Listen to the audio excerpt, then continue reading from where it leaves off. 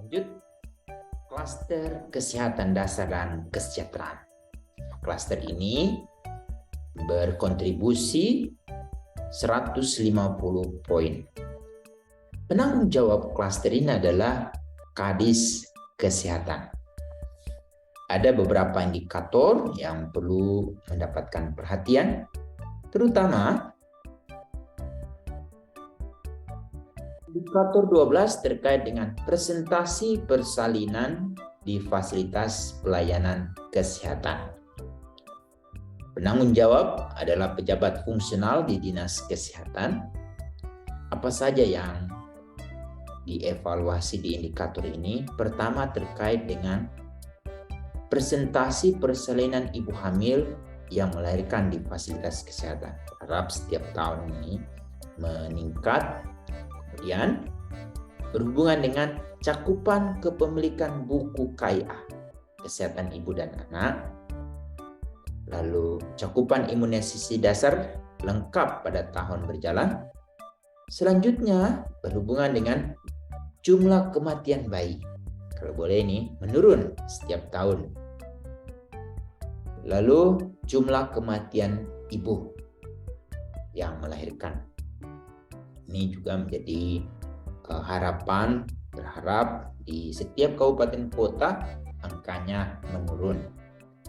Lalu ini perlu juga harus disediakan jawabannya terkait dengan bagaimana dengan kemitraan antar perangkat daerah dalam mencegah kematian ibu di fasilitas kesehatan.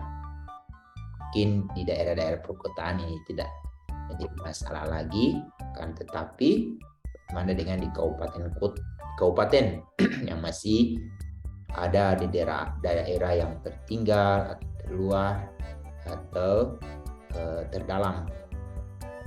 Kemudian ini juga berharap menginformasikan terkait apa saja program inovasi agar ibu hamil melakukan persalinan di fasilitas pelayanan kesehatan. Indikator 12 ini berkontribusi 23 poin.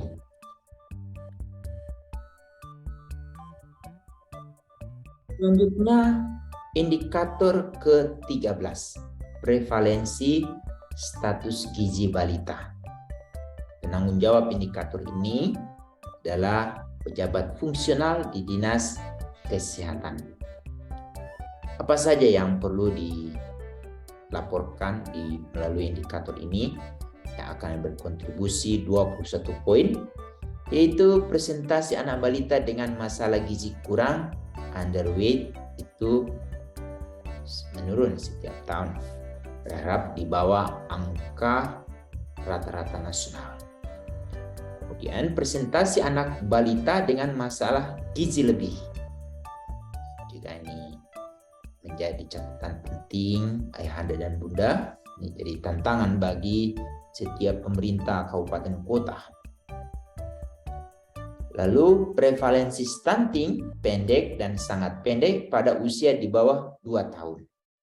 Berharap dia menurun. Kunci paling penting juga terkait dengan indikator ini adalah apakah di kabupaten kota memiliki tim penanganan masalah gizi. Dilaporkan. Kemudian terkait dengan kemitraan antar perangkat daerah dalam pencegahan dan penanganan masalah gizi.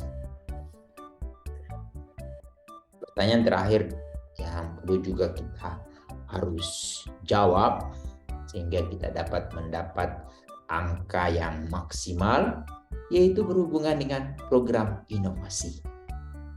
Apakah ada daerah-daerah lain yang belajar ke kabupaten atau ke kota kita, dan ini juga menjadi penting sehingga kabupaten kota kita juga akan dikenal di berbagai daerah, terutama terkait dengan penanganan persoalan ini. Indikator ke-14, yaitu presentasi cakupan pemberian makanan pada bayi dan anak usia di bawah 2 tahun. Penanggung jawab yaitu pejabat fungsional di Dinas Kesehatan. Apa saja yang perlu kita ungkapkan dalam evaluasi Kabupaten Kota Layak Anak yang berkontribusi 32 poin ini? Yaitu pertama, terkait dengan cakupan bayi yang berusia kurang dari 6 bulan yang mendapat ASI eksklusif. Lalu cakupan inisiasi menyusu dini pada bayi baru lahir. Kemudian cakupan bayi berusia di bawah 6 tahun yang menerima MPASI dini. Lalu cakupan bayi berusia 6-23 tahun 23 bulan yang masih diberi air susu ibu. Lalu presentasi ruang ASI yang terdapat di tempat kerja. Apakah di setiap tempat kerja, terutama di kantor-kantor pemerintah dan swasta atau di layanan-layanan swasta atau pemerintah itu terdapat tidak ruang ASI. Kemudian presentasi ruang ASI yang tersebar di fasilitas umum seperti mal atau pelabuhan, bandara, ini juga terminal. Kemudian perlu juga diinformasikan melalui indikator ini berhubungan dengan konselor ASI, lalu konselor PMBA. Hal lain yang juga perlu diinformasikan terkait dengan indikator ini adalah kemitraan perangkat daerah dalam peningkatan PMBA usia dini di usia di bawah 2 tahun. Kita coba pelibatan dengan dinas apa saja ini, dinas pertanian, dinas sosial, juga ada beberapa anak yang ada di panti asuhan, seperti apa. Lalu terakhir adalah program inovasi dalam peningkatan pemberian makanan bayi dan anak di bawah usia 2 tahun. Indikator 15 terkait dengan presentasi fasilitas pelayanan kesehatan dengan pelayanan ramah anak. Penanggung jawab indikator ini adalah pejabat fungsional di Dinas Kesehatan. Indikator ini berkontribusi 19 poin untuk sebuah kabupaten kota layak anak. Pertama adalah presentasi pelayanan ramah anak di puskesmas yang telah di SK-kan. Ada berapa presentasinya? Apakah sudah seluruhnya? Lalu, apa peran dinas atau lembaga dan masyarakat atau perguruan tinggi dan masyarakat umum yang terlibat dalam melakukan pendampingan, pemantauan, dan evaluasi pelayanan ramah anak dan evaluasi mandiri. Lalu jumlah pelayanan ramah anak di puskesmas yang terstandarisasi. Sudah berapa puskesmas yang sudah terstandarisasi PRA? Lalu selanjutnya, sumber daya manusia di fasilitas kesehatan telah dilatih konvensi anak dan kebijakan puskesmas dengan pelayanan ramah anak. Poin penting juga yang perlu kita ketahui terkait dengan kemitraan antar perangkat daerah dalam pengembangan fasilitas kesehatan dengan pelayanan ramah anak. Lalu terakhir, yang perlu juga kita harus pastikan terungkap itu terkait dengan apa saja inovasi yang dikembangkan oleh pemerintah kabupaten kota terkait dengan pengembangan fasilitas kesehatan dengan pelayanan ramah anak. Indikator ke-16 yaitu presentasi rumah tangga dengan akses air minum dan sanitasi yang layak. Nah, penanggung jawab indikator ini adalah pejabat fungsional di Dinas Kesehatan. Apa saja ini yang perlu kita ungkapkan? Ini agak sedikit banyak ya. Indikator ini berkontribusi 25 poin. Kalau bisa dijawab secara keseluruhan, lalu kemudian didukung dengan data dukungnya. Pertama terkait dengan akses air minum layak dari PDAM atau sejenis bagi rumah tangga. Kemudian presentasi rumah tangga yang memiliki akses terhadap air minum layak. Kemudian upaya yang dilakukan untuk meningkatkan akses penyediaan air minum layak di rumah tangga. Apa upaya yang dilakukan? Kemudian rumah tangga sudah memiliki sarana sanitasi yang layak atau jamban, sampah, dan limbah. Kemudian presentasi rumah tangga yang memiliki sanitasi yang layak selama tahun berjalan.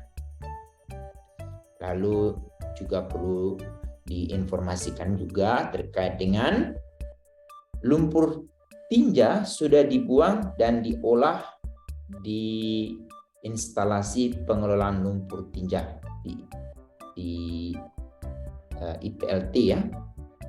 Lalu yang selanjutnya adalah terkait dengan kemitraan antar PD dalam penyediaan air minum dan sarana sanitasi yang layak di rumah tangga. Lalu terakhir, apa yang menjadi keunggulan